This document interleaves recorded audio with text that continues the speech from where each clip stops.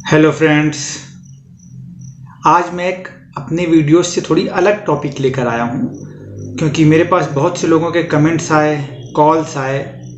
इनमें से कुछ ऐसे थे जो बीएमएस में पढ़ाई कर रहे हैं, कुछ ऐसे थे जो पीजी भी कर रहे हैं, पर कुछ ऐसे थे जो बीएमएस में आना चाह रहे हैं और जानना चाह रहे थे कि इसके आगे हम क्या अपॉर्चुनिटीज़ हमारे लिए हो सकती है।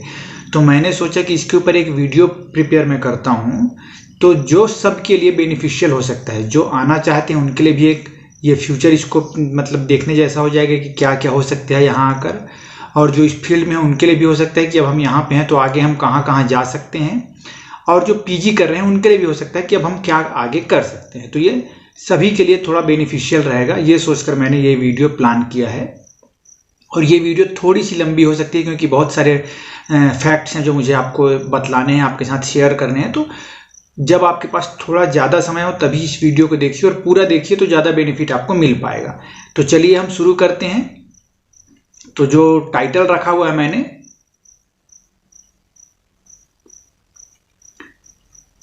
Career opportunities after BMS, BMS करने के बाद क्या क्या कैरियर अपॉर्चुनिटीज हो सकती हैं।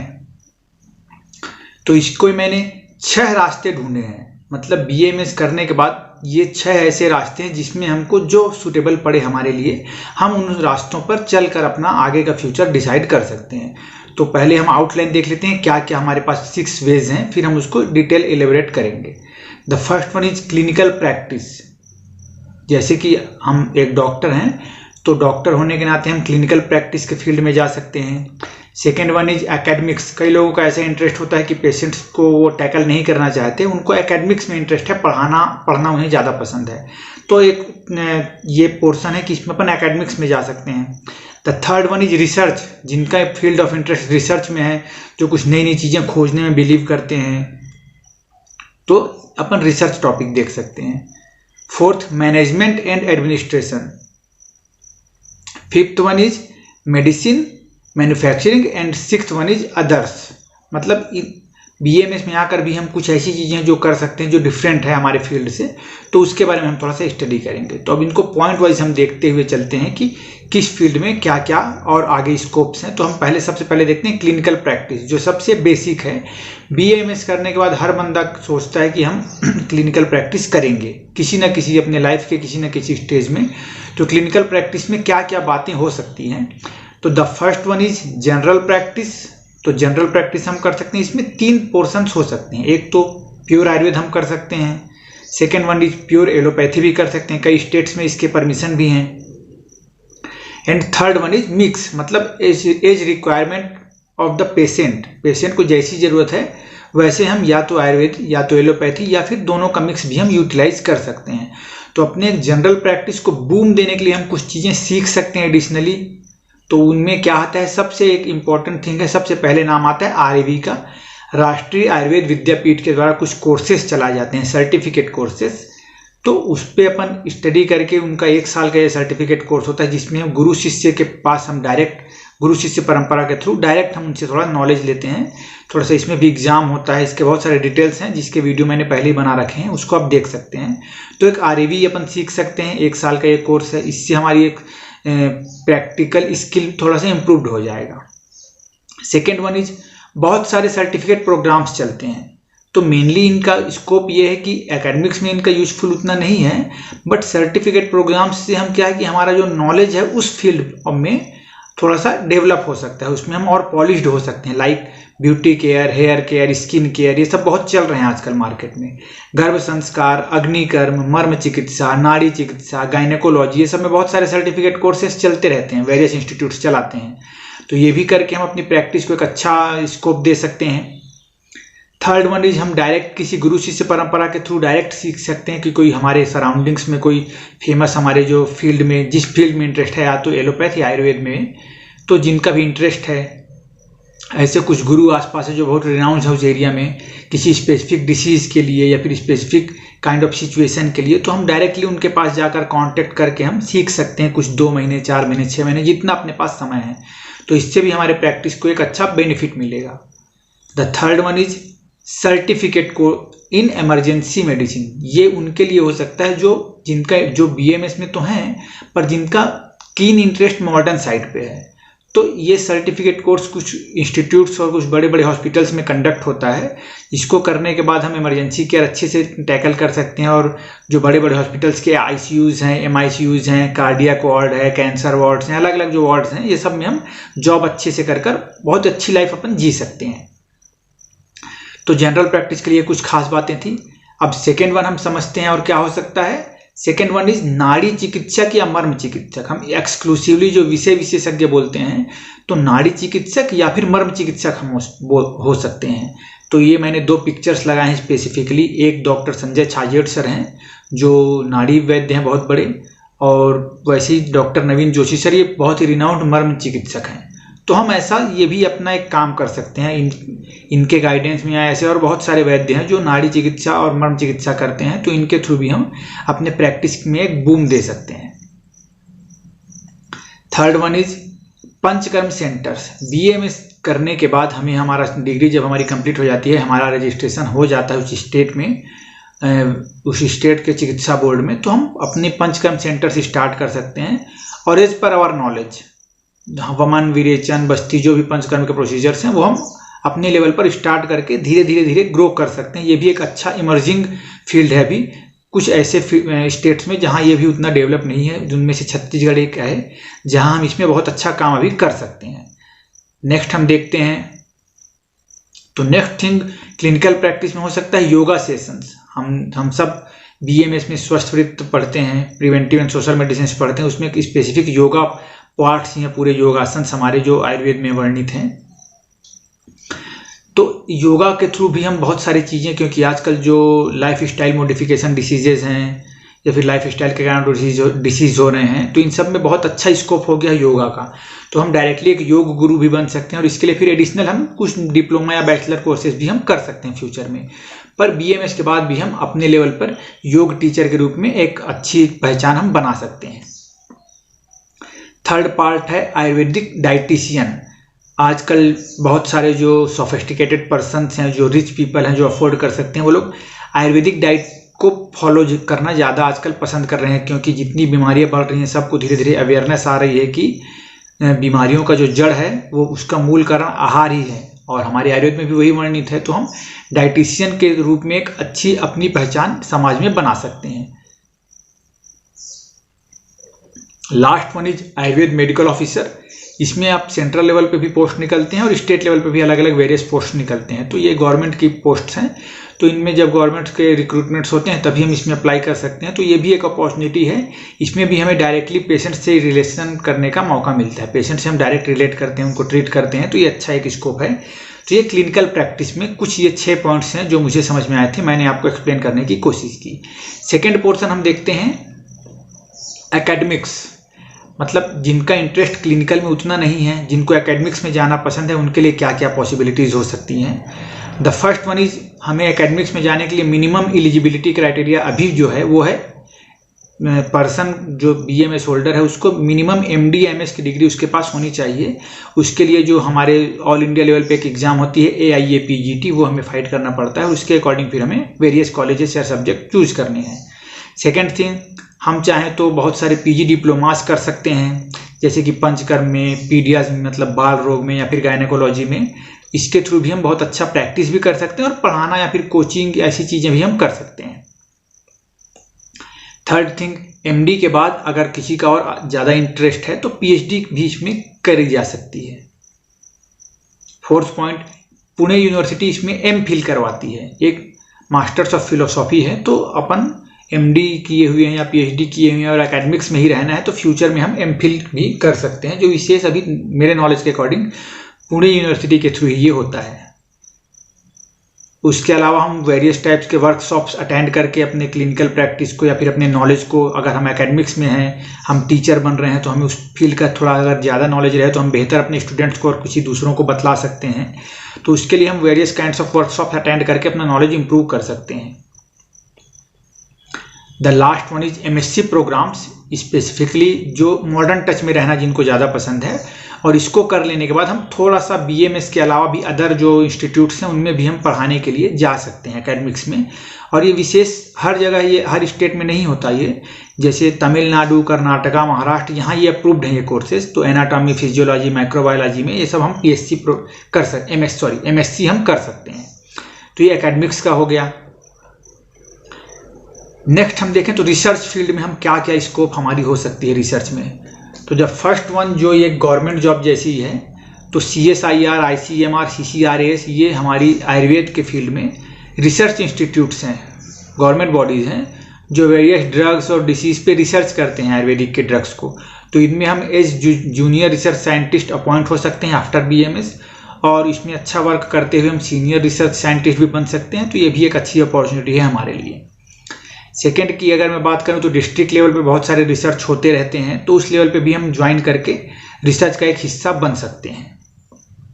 थर्ड अगर अपन बात करें तो इंस्टीट्यूशनल लेवल पे भी बहुत सारे रिसर्च चलते हैं। हर स्टेट में जो अलग अलग इंस्टीट्यूट्स होंगे, गवर्नमेंट बॉडी होंगी आयुर्वेद की, या फिर और अदर इंस्टीट्यूट्स भी हो सकते हैं। तो अगर आयुर्वेद से रिलेटेड कोई टॉपिक पे रिसर्च हो रही हो तो उस पर भी अपन उस रिसर्च टीम के मेंबर बन के अच्छा एक काम कर सकते हैं। Fourth point, various pharmaceutical companies भी अपने रिसर्च ऑफिसर्स अपॉइंट करती हैं। उनमें दूध पापेश्वर हो गया, हिमालय हो गई, वैद्य रत्नम हो गई, ऐसे जो बड़ी बड़ी इंस्टीट्यूट्स हैं इनमें भी हम अपॉइंट होकर अच्छा काम कर सकते हैं रिसर्च के फील्ड में। कुछ नई ड्रग्स अगर हम आविष्कार कर लेते हैं, कुछ नई डिसीज़ के ऊपर किसी डिसीज ड्रग का अच्छा वर्क हम बना लेते हैं, तो ये हमारे लिए फ्रूटफुल हो सकता है। Fourth, management and administration. तो सबसे पहली पॉइंट ये उनके लिए है जो क्लिनिकल में भी जिनका इंटरेस्ट नहीं है, जिनका एकेडमिक्स में भी इंटरेस्ट उतना नहीं है, उनके लिए मैनेजमेंट और एडमिनिस्ट्रेशन का ये फील्ड है। तो इसमें सबसे पहला जो सबसे ज़्यादा पॉपुलर है वो है MPH, masters in public health. तो इसके बारे में मैं थोड़ा सा डिटेल आपको बतला देता हूँ। तो इसमें हम देख सकते हैं the following are the eligibility criteria for masters in public health care courses में यहाँ आप देखेंगे तो ये आयुष लिखा हुआ दिख रहा होगा, ये कर्सर दिख रहा है आपको, यहाँ पे आयुष लिखा है, मतलब कि हम जो आयुष स्ट्रीम वाले हैं तो वो भी MPH कर सकते हैं, इसका हमें ध्यान रखना है। अब अगला, बहुत सारे इंस्टीट्यूट्स हैं जो MPH कंडक्ट कराते हैं, जहाँ से हम MPH कर सकते हैं, और ये मैंने कुछ इंस्टीट्यूट्स के नाम निकाल रखे हैं गूगल से। इनमें उनके नाम, उनकी जगह और उनकी एवरेज फीस क्या होती है MPH करने के दौरान वो हम देख सकते हैं। तो इन एवरेज अगर मैं बात करूं तो 2-3 लाख तक के मिनिमम आप हमारी फीस हो सकती है MPH करने के दौरान। तो ये हमारी फीस स्ट्रक्चर हो जाएगी। उसके बाद अगर हम ये सब में अच्छे से अगर हम MPH कर लेते हैं तो ये उसके बाद जो प्लेसमेंट्स रहती हैं तो इस लेवल पे हो सकता है, जिसमें आपको दिख रहा होगा ये ग्राफ के थ्रू, मैंने ये गूगल से लिया था। इसमें मिनिमम और मैक्सिमम सैलरी दिख रही होगी सब्जेक्ट वाइज। तो हमको अपने अकॉर्डिंग जो हमारी कैपेबिलिटी है उसके अनुसार हम अपना फील्ड ऑफ इंटरेस्ट के अनुसार आप किसी भी एक सब्जेक्ट में MPH कर अपनी अच्छा कैरियर बना सकते हैं। MPH के बाद नेक्स्ट जो होता है वो होता है MHA, masters in health administration. ये भी सेम, इसकी एलिजिबिलिटी और सब कुछ सेम टू सेम MPH जैसा ही है। और जो स्पेसिफिक इंस्टीट्यूट्स हैं कुछ मैंने नाम लिख रखे हैं जो आप देख सकते हैं। Institute of management study Kolkata, इसमें एम्स के द्वारा भी MHA कराया जाता है, वो भी हम कर सकते हैं। बेंगलोर में एक है आचार्य इंस्टीट्यूट ऑफ हेल्थ साइंसेस, वहाँ से भी की जा सकती है। तो MHA भी एक अच्छा अपॉर्चुनिटी है। इसके अलावा नेक्स्ट हम देखें तो MBA, hospital and health care management में हम करके अपना फ्यूचर अच्छा बना सकते हैं। फिफ्थ, अगर जिनका सिविल सर्विस की ओर इंटरेस्ट है तो UPSC की प्रिपरेशन कर सकते हैं, उसके थ्रू सेंट्रली अपॉइंट हो सकते हैं। जो सिविल सर्विस में सेंट्रली अपॉइंट नहीं हो सकते, स्टेट लेवल पे भी जो सिविल सर्विसेज होते हैं उसमें भी जा सकते हैं। तो इसमें भी हम एलिजिबल हैं, बिल्कुल जा सकते हैं। बस एक चीज़ का हमें ध्यान रखना होगा कि इसमें जो ऑप्शनल सब्जेक्ट हमें चुनना होता है UPSC के लिए, उसमें आयुर्वेदा अभी तक ऑप्शनल सब्जेक्ट में इंक्लूड नहीं है। तो हमें कोई दूसरा सब्जेक्ट ऑप्शनल के लिए अपने चुनना होगा। फिफ्थ, एक जो रास्ता है वो है मेडिसिन मैन्युफैक्चरिंग का। अगर हम में से किसी का इंटरेस्ट है या फिर हमारी बिजनेस माइंड में प्लान चलता है, बिजनेस हमारा करने का इंटरेस्ट है, तो हम मेडिसिन मैन्युफैक्चरिंग में एक बहुत अच्छा स्कोप बन सकता है। और अभी जो कोविड का जो ड्यूरेशन आया था उसमें आयुर्वेद की महत्ता बहुत बढ़ी है, हम सबको पता है। तो इसमें हम आयुर्वेदिक बहुत अच्छे अच्छे ड्रग्स प्रोडक्ट बनाकर, classical as well as patent drugs हम बनाकर बहुत अच्छा मार्केट में अच्छा पकड़ अपनी बना सकते हैं और अपनी एक अच्छी पहचान आयुर्वेद के क्षेत्र में और चिकित्सा के क्षेत्र में बना सकते हैं। तो मेडिसिन मैन्युफैक्चरिंग के क्षेत्र में हम क्या क्या अपॉर्चुनिटीज हो सकते हैं, किसमें हम देख सकते हैं, देखते हैं चलिए। The first one is cultivation of medicine. मतलब एक तो हम केवल काम कर सकते हैं कि जो मेडिसिनल प्लांट्स हैं उनका हम केवल कल्टीवेशन मतलब उगाने का काम हम कर सकते हैं, और इनकी डायरेक्ट सप्लाई गवर्नमेंट भी बहुत सारे एरियाज में गवर्नमेंट में हम बेच सकते हैं, या फिर बहुत सारी जो फार्मास्यूटिकल कंपनियां हैं वो भी इनको डायरेक्टली लेना पसंद करती हैं। तो हम अगर हमारे पास लैंड्स हैं बहुत सारे तो हम कल्टीवेशन ऑफ मेडिसिन कर सकते हैं अपने एरिया के अनुसार, वहाँ का मौसम कैसा है उसके अनुसार मेडिसिन बहुत सारे अलग अलग उगा सकते हैं, अपन बदल सकते हैं मेडिसिन पर। ये भी एक अपॉर्चुनिटी हो सकती है कि हम इसमें अगर फोकस करें तो इसमें भी एक अच्छी इनकम की सोर्स है ये हमारे लिए। Second one is trade off raw materials. मतलब जो रॉ मटेरियल्स की सप्लाई मीन्स उगने से लेकर जहाँ पे मेडिसिन बनना है, इन दोनों के बीच का हम एक मीडिएटर की तरह हम बोलें तो काम कर सकते हैं। तो ट्रेड भी कर सकते हैं रॉ मटेरियल्स की। इसमें बोथ काष्ठ औषधि भी हो सकती है और रस औषधि भी हो सकती है। Third one Ayurvedic medicine production. तो अगर हम चाहें तो इसको छोटे लेवल पे स्टार्ट कर सकते हैं और चाहें तो थोड़ा जीएमपी सर्टिफिकेशन लेकर बड़े लेवल पे भी स्टार्ट की जा सकती है। अपनी खुद की फार्मास्यूटिकल कंपनी भी हम धीरे धीरे बना सकते हैं। तो आयुर्वेदिक मेडिसिन बहुत सारे बना सकते हैं, इसमें भी घबराने की आवश्यकता नहीं है। बहुत सारे क्लासिकल ड्रग्स जो हैं, क्लासिकल मीन्स जैसे त्रिफला हो गया जो फेमस है, त्रिकट्टू हो गए, है ना, ये सब ड्रग्स हम बना सकते हैं क्लासिकल। फिर पेटेंट अगर हमने खुद की कुछ रिसर्च कर ली, कुछ और 2-3 ड्रग्स के कॉम्बिनेशन से हमने कुछ नया बना लिया किसी के लिए, तो वो भी हम बनाकर बेच सकते हैं। तो आयुर्वेदिक मेडिसिन का प्रोडक्शन भी हम कर सकते हैं। Fourth one is Ayurveda based food supplements के ऊपर भी हम वर्क कर सकते हैं। इसके लिए स्पेसिफिक MBA कोर्सेज भी होते हैं। MUHS महाराष्ट्र यूनिवर्सिटी इसको कंडक्ट करवाती है, तो उसको भी अपन कर सकते हैं। Fifth one is diploma in herbal medicinal manufacturing.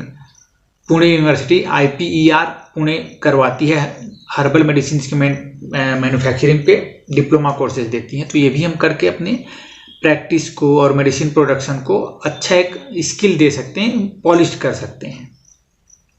The sixth one is अगर हम MD या MS MD ही कर लेते हैं द्रव्य गुण सब्जेक्ट में या फिर रस शास्त्र और भैषज कल्पना में, तो ये भी हमारे लिए बेनिफिशियल हो सकता है। या फिर बहुत सारे B फार्मा कोर्सेज भी बहुत सारे इंस्टीट्यूट्स चलाते हैं, तो वो भी हम कर सकते हैं।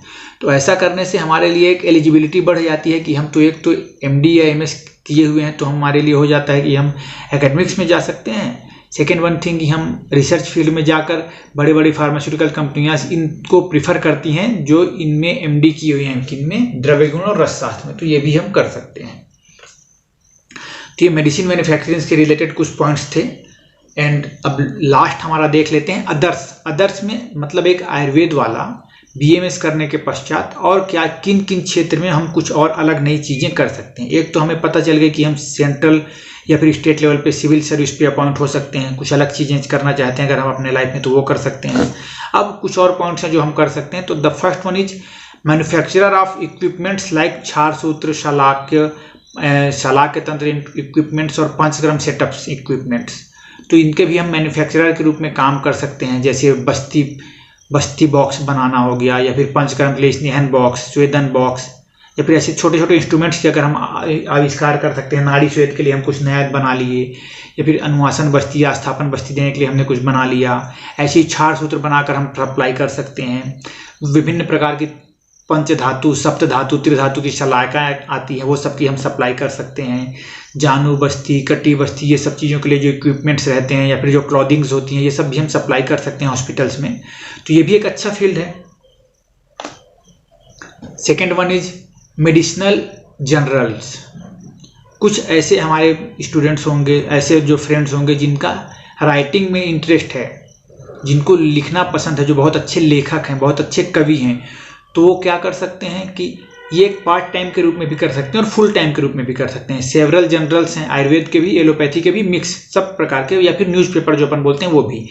तो इन सब में हम अपनी अच्छी अच्छी लेख लिख सकते हैं। और बड़े बड़े जो मेडिकल जर्नल्स हैं वो लोग तो स्पेशली राइटर्स अपॉइंट करते हैं कि पर्टिकुलर टॉपिक पे कोई अच्छा कंटेंट उन्हें लिख कर दे सके। तो हम इस फील्ड में भी जा सकते हैं अगर हमारा इंटरेस्ट राइटिंग पे है तो तो मेडिकल जर्नल भी एक अच्छी और एक इंटरेस्ट से भरा अपॉर्चुनिटी है, जिसमें अभी ये ग्रोइंग है, तो ये अच्छी अपॉर्चुनिटी हो सकती है। थर्ड वन इज, ये एक थोड़ा सा नया और ट्रेंडी हो सकता है, अभी उतना ट्रेंड में नहीं है, पर हम कोशिश करें तो शायद इसमें कुछ आयुर्वेद वाली नई चीज़ें कर सकते हैं कि एलएलबी करने के बाद, क्योंकि एलएलबी करने के बाद हमें लड़ना नहीं है कोर्ट में, हम लीगल मेडिकल एडवाइजर के रूप में काम कर सकते हैं। बहुत सारे फार्माकोविजिलेंस या बहुत सारे ड्रग्स से रिलेटेड बहुत सारे डिस्प्यूट्स आए दिन होते ही रहते हैं, तो हम एक अच्छे मेडिकल लीगल एडवाइजर के रूप में काम कर सकते हैं। ये भी एक नया टाइप का प्रोफेशन हो सकता है जो एनर्जी से भरा, एंथुजियाज्म वाला हो सकता है ये। The fourth one is NRHM, NUHM, RBS के बहुत सारे स्टेट्स में, अलग अलग स्टेट्स में अलग अलग नाम भी इसके हो सकते हैं, या फिर और इस टाइप की एक कॉन्ट्रेक्चुअल बेसिस पे गवर्नमेंट टाइप की ही जॉब है एक, तो ये भी हम अप्लाई करके, इसमें अपन अप्लाई करके अपनी लाइफ को एक ईज दे सकते हैं। Fifth one, job in other private hospitals. हम यूजी या पीजी करने के बाद अपनी फील्ड ऑफ इंटरेस्ट के अकॉर्डिंग प्राइवेट हॉस्पिटल्स में जॉब कर सकते हैं। इसमें बस मेरा पर्सनल थिंकिंग यही है कि हम जॉब तभी करें प्राइवेट हॉस्पिटल्स में जब हम किसी दूसरे या सीनियर के सुपरविजन में हम काम करने की क्षमता रखते हों, तब इसमें काम कर पाना ज़्यादा बेहतर होगा। तो हम प्राइवेट हॉस्पिटल्स में जॉब करके अच्छा अपना सैलरी और अच्छी एक रिनाउंड अगर हॉस्पिटल में काम करें तो अच्छा इमेज अपनी बनाकर अच्छी इनकम ले सकते हैं। तो ये भी हमारे लाइफ स्टाइल के लिए बहुत अच्छी चीज़ हो सकती है। Last and the sixth one is, ये एकदम न्यू चीज़ें हो सकती हैं, इसको आप पार्ट टाइम के रूप में भी कर सकते हैं और फुल टाइम के रूप में भी कर सकते हैं। एंटरप्रेन्योरशिप या फिर यूट्यूबर के रूप में हम एक अच्छा काम कर सकते हैं। बहुत सारे फ्रेंड्स हैं जो यूट्यूब में बहुत अच्छा काम कर रहे हैं। तो ये कुछ खास चीज़ें थी जो मैं आपको बतलाना चाह रहा था। इसके अलावा मैं जो आपको दिखलाने वाला हूँ वो कुछ मेरे फ्रेंड सर्कल्स में कुछ जो नई चीज़ें करने की कोशिश कर रहे हैं इस यंग एज में, जो आयुर्वेद के प्रति कुछ अलग करने की कोशिश कर रहे हैं, उनके बारे में मैं कुछ बतलाना चाह रहा था आपको। तो आगे की 3-4 स्लाइड्स उनके ऊपर ही डेडिकेटेड हैं। चलिए हम बात करते हैं। सबसे पहले हमारे एक फ्रेंड हैं डॉक्टर इंद्रजीत प्रजापति। तो ऐसे लोग जो बीएमएस करने के बाद जिन्हें लगता है कि सर हम बीएमएस ही बहुत हमारे लिए हार्ड था, हम आगे की पढ़ाई नहीं कर सकते, पर प्रैक्टिस करना हमें पसंद है, तो इनसे ये एक इंस्पिरेशन उनके लिए हो सकती है। इन्होंने प्लेन बीएमएस किया हुआ है, इसके बाद उन्होंने आरवी की क्लास ली थी, और उसके बाद ये बहुत अच्छे अपने फील्ड में उत्तर प्रदेश में ये प्रैक्टिस करते हैं और अच्छी एनोरेक्टल सर्जरी ये करते हैं। छार सूत्र, पाइल्स, अर्श भगंदर के केसेस में ये अच्छे, मतलब एक अभी कोशिश में लगे हुए हैं, पिछले 2-3 सालों से प्रैक्टिस कर रहे हैं। तो ये हमारे लिए एक इंस्पिरेशन हो सकते हैं। Second one is doctor Shivangi Jain. ये भी प्योर आयुर्वेद प्रैक्टिस कर रही हैं, एमपी स्टेट में हैं। तो यंग हैं और इस एज में आकर हम आयुर्वेद के लिए कुछ करने की कोशिश कर रही है, एक बहुत अच्छी चीज़ है। तो ये भी हमारे लिए एक इंस्पिरेशन हो सकती है। Next doctor Shardaswaroop Chauhan. इन्होंने बीएमएस किया है और गवर्नमेंट कॉलेज से एमडी किया है कौमार वृत्ति सब्जेक्ट में, और ये प्रैक्टिस कर रहे हैं, बहुत अच्छी चीज़ है। प्योर आयुर्वेद प्रैक्टिस कर रहा है, ये भी एक अच्छी चीज़ हो सकती है हमारे लिए। इनका खुद का एक यूट्यूब चैनल भी है जिसमें ये बच्चों को पीजी के लिए या फिर और अदर काइंड्स ऑफ एग्जाम के लिए फ्री क्लासेस प्रोवाइड करते हैं। तो यूट्यूब में आप उसको देखकर सीख सकते हैं, कुछ आपके लिए बेनिफिशियल हो सकता है। ये उनका यूट्यूब का पेज है। Abhay Ayurvedic clinic and Panchakarma centre, ये छत्तीसगढ़ में है। ये भी जस्ट अभी पास आउट हुए हैं, आयुर्वेद के ही विद्यार्थी हैं और प्योर आयुर्वेद में ये प्रैक्टिस कर रहे हैं। डॉक्टर दीपक साहू, इन्होंने संहिता सब्जेक्ट में एमडी की हुई है। तो ये भी हमारे लिए एक इंस्पिरेशनल सोर्स हैं कि जिनसे हम सीख सकते हैं कि न्यू जनरेशन जो हमारी आ रही है, आयुर्वेद में हम कुछ नई करने की कोशिश कर रहे हैं। सफलता या असफलता वो तो हमारी नेक्स्ट चीज़ें हैं, पर कोशिश करना हमारे हाथ में है। और ये सभी हमारे मित्र इस फील्ड में पहचान बनाने की और नई कुछ करने की कोशिश कर रहे हैं जो हमारे आने वालों के लिए बेनिफिशियल फिर इससे हो सके। नेक्स्ट हम देखते हैं डॉक्टर लेखा सोनी। ये पीजी स्कॉलर हैं, राजस्थान में पढ़ रही हैं अभी, और ये अपने यूट्यूब चैनल और इंस्टाग्राम के थ्रू पब्लिक में जनरल अवेयरनेस फैलाती हैं आयुर्वेद के प्रति। तो इनके चैनल का नाम है आयुर्लेखा, इसको भी आप देख सकते हैं। Next one Vaidya Seema AN, इन्होंने MS की हुई है गायनी एंड ऑप्स में IPGTRA से, और कर्नाटक में इनकी अभी प्रैक्टिस है। ये बच्चों को PG के लिए कोचिंग भी देती हैं, गाइडेंस प्रोवाइड करती हैं। ये उनका कॉन्टेक्ट नंबर है, इस पर आप कॉन्टेक्ट करके उनके कोचिंग से संबंधित बातें भी जान सकते हैं, और ये प्राइवेट प्रैक्टिस भी कर रही हैं अभी। तो ये भी एक अच्छी अपॉर्चुनिटी हमारे लिए है, इंस्पिरेशन है हमारे लिए। इनका देखेंगे आप रैंक तो इनका IPGTRA 2017 में फर्स्ट रैंक थी। AIA-PGT 2017 मतलब जब AIA-PGT स्टार्ट हुई थी तब इनकी rank all over India 6th थी। तो ये बहुत ही इंटेलिजेंट, नॉलेजेबल हैं, इनसे भी हम सीख सकते हैं।